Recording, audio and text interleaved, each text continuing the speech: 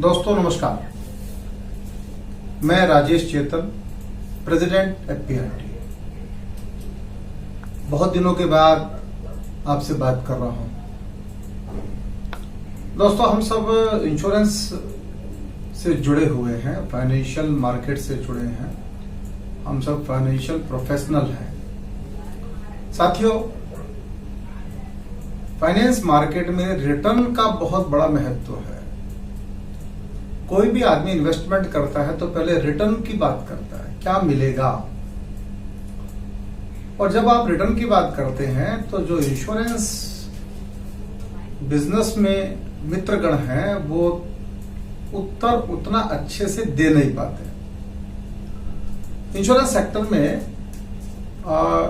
हर trainer closing कैसे करें, closing कैसे करें, क्लोजिंग कैसे करें, इसकी चर्चा करता है। पर how to open a sale, एक सेल्स को ओपन कैसे करें, इसकी बात कोई ट्रेनर नहीं करना चाहता है। आज मैं आपसे चर्चा करूंगा how to open a sales, एक मीटिंग को ओपन कैसे करें। ये वीडियो बहुत महत्वपूर्ण है। अगर आपने इसको ध्यान से सुना तो निश्चित रूप से आपका जो सेल्स है, जो क्लोजिंग है, वो बढ़ेगी। ये मेरा आपसे वादा है। साथियों, ग्राहक के पास जब बैठे चर्चा करें तो उसे एक पहला सवाल ये करना पड़ेगा आपको कि ये बताइए कि ये बताइए कि इन्वेस्टमेंट और सेविंग में क्या फर्क है।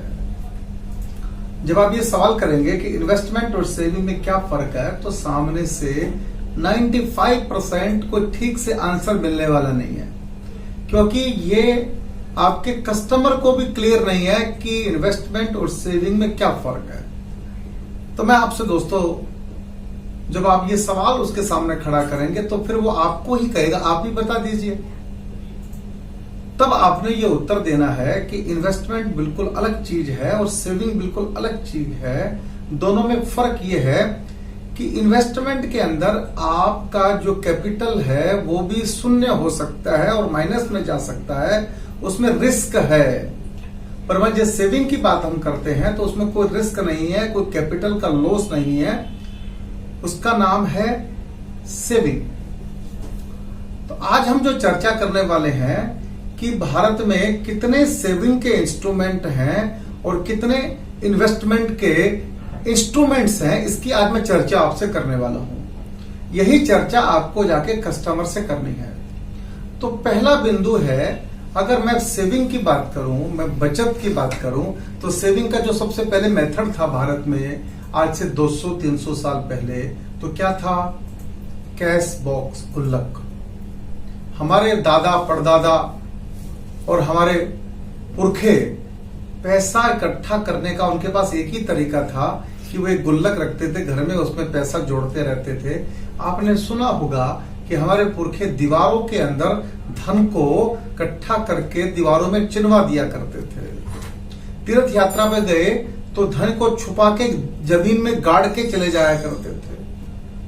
तो ये तरीका था पहले जमाने में, कैश बॉक्स, गुल्लक। फिर दोस्तों समय बदला और एक नई व्यवस्था बनी जिसका नाम है बैंक। बैंक में इन्वेस्टमेंट, बैंक में सेविंग रखना अच्छा भारत में समझा जाता है और लोग बैंक पर भरोसा करते हैं। सेविंग का एक अच्छा टूल है बैंकिंग। बैंक कितना रिटर्न दे रहा है आज तो पता होना चाहिए। बैंक में अब रेट ऑफ इंटरेस्ट घट गए हैं। आज बैंक फिक्स डिपॉजिट पर 5 से 6% का रिटर्न दे रहा है। बैंक का जो रिटर्न है उसका ऊपर जो इंटरेस्ट मिलता है वो टैक्स फ्री नहीं है, उस पर टैक्स भी देना पड़ता है, इनकम टैक्स भी देना पड़ता है। बैंक के बाद भारत में आपने देखा होगा पोस्ट ऑफिस की भी तरह तरह की स्कीम, तरह तरह की योजनाएं चलती हैं। उसमें कुछ टैक्स फ्री है, कुछ टैक्स सेवर है और इसका भी रिटर्न अराउंड 6% के आसपास रहता है। कुछ में 6.5% और 7% का रिटर्न भी कुछ प्लान में आपको मिल सकता है, पोस्ट ऑफिस की स्कीम्स। फिर एक भारत में बहुत पॉपुलर स्कीम है जिसको बोलते हैं पीपीएफ, पब्लिक प्रोविडेंट फंड, जिसके अंदर क्या मिलता है, लगभग 8.3% का रिटर्न है, 15 साल का अकाउंट है और 80C सेक्शन के अंदर आप 1.5 लाख रुपए से अधिक का इन्वेस्टमेंट उसके अंदर नहीं कर सकते। मैक्सिमम आप 1.5 लाख रुपए पीपीएफ में जमा कर सकते हैं एवरी ईयर। यह है पब्लिक प्रोविडेंट फंड। फिर है बॉन्ड, आरबीआई के और इंफ्रास्ट्रक्चर बॉन्ड आते हैं, ये भी आपको 6 से 7% का रिटर्न देते हैं। मैं ये सारी बात कर रहा हूं सेविंग टूल्स की। और अगर मैं आखिरी सेविंग टूल आपको बताऊं तो वह है इंश्योरेंस। इंश्योरेंस में लोग अलग अलग बातें करते हैं, पर मैं ये कहना चाहता हूं मुख्य रूप से आप ये मान के चलिए कि जो life insurance corporation of India है, मैं पहले उसी की चर्चा आप लोगों से कर रहा हूं। यहां पर क्या होता है, 12 साल में पैसा डबल होता है, 15 साल में 2.5 गुना होता है, 21 साल में 4 गुना होता है और 25 साल में 6 गुना होता है।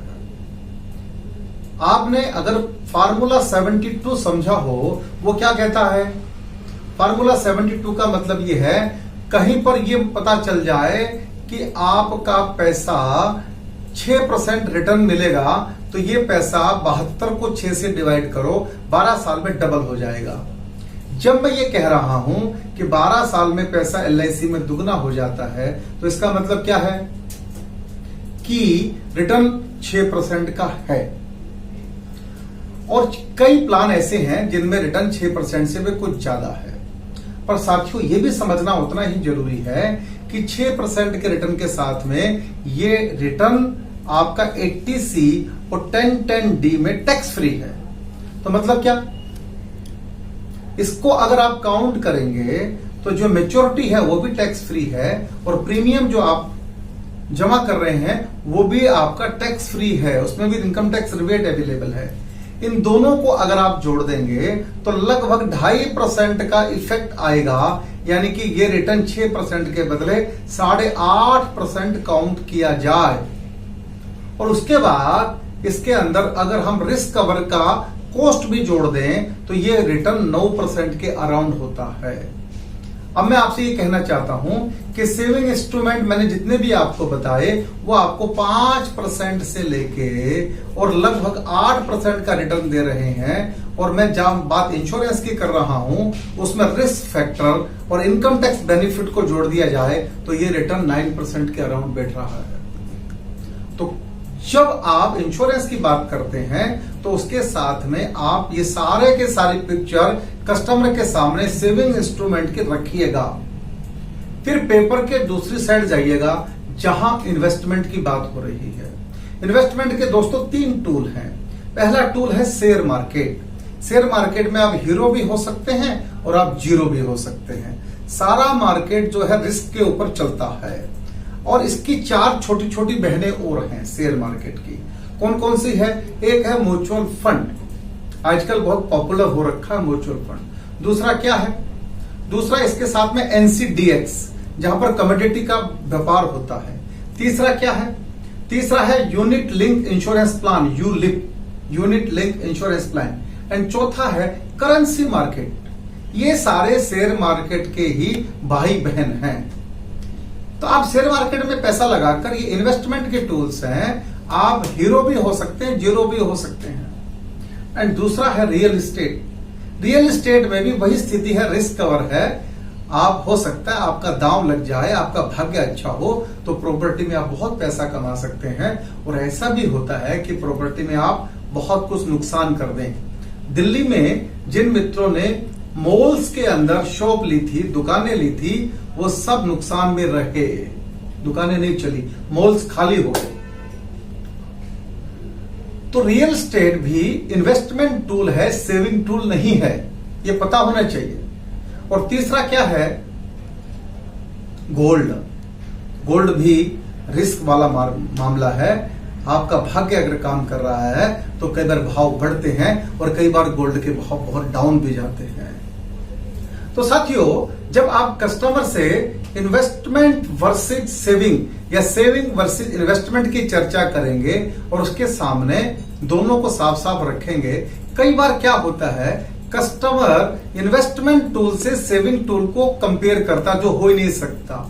दो पहलवानों की कुश्ती कराएंगे तो दोनों का वजन बराबर तो होना चाहिए, तभी तो कंपैरिजन करेंगे। तो ये चर्चा करने के बाद आप अपने कस्टमर से कहेंगे इन्वेस्टमेंट करने का जो एडम स्मिथ का तरीका है उसको समझिए। वो क्या है?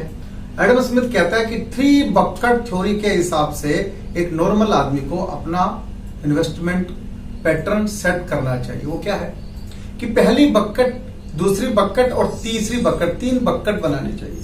पहली बकेट का नाम रखना चाहिए सेविंग, दूसरी बकेट का नाम इन्वेस्टमेंट और तीसरी बकेट का नाम ड्रीम्स। तो आप जो कमाते हैं सबसे पहले आपको क्या करना है? सेविंग बकेट में पैसा डालना है। जब मैं सेविंग बकेट की बात करता हूं तो कहां कहां पैसा डालना है? कुछ पैसा घर में रखना है गुल्लक में, रोज डेली जो आपकी नीड्स है उसके लिए। कुछ बैंक में रखना है, कुछ पैसा कहां रखना है? कुछ पैसा पीपीएफ में डालना है, कुछ पैसा इंश्योरेंस में डालना है। ये सेविंग इंस्ट्रूमेंट्स के अंदर आपको इन्वेस्टमेंट करना है। पहले आप सेविंग की बकेट को भरिए। अब लोग सवाल पूछते हैं सेविंग की बकेट कैसे भरी जाएगी? जिस दिन आपने अपनी पेंशन की प्लानिंग कर ली, जिस दिन आपने अपने बच्चों की एजुकेशन की प्लानिंग कर ली, जिस दिन आपने अपना इंश्योरेंस लेकर और अपनी फैमिली सिक्योरिटी की चिंता कर ली, उस दिन यह माना जाएगा कि आपने सेविंग की बकेट को फुलफिल कर लिया है। दूसरी बकेट कौन सी है? जिसका नाम है इन्वेस्टमेंट। जिस दिन ये सेविंग की बकेट भर जाएगी, इन्वेस्टमेंट की बकेट में पैसा डालना शुरू कर दीजिए। और तीसरी बकेट है ड्रीम्स। ड्रीम्स का मतलब क्या है?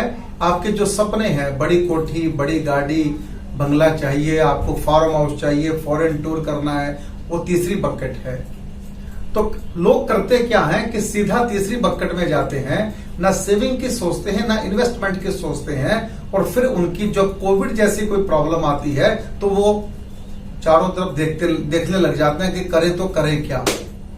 ऐसी स्थिति में एक अच्छा जो तरीका ढंग है इन्वेस्टमेंट करने का वो आप उनको बताइएगा, और ये मेथड बताइएगा कि ये सेविंग इंस्ट्रूमेंट है, ये इन्वेस्टमेंट इंस्ट्रूमेंट है। शुरुआत आपने अपनी सेविंग इंस्ट्रूमेंट से करनी है, फिर इन्वेस्टमेंट पे जाना और फिर ड्रीम्स पे जाना है।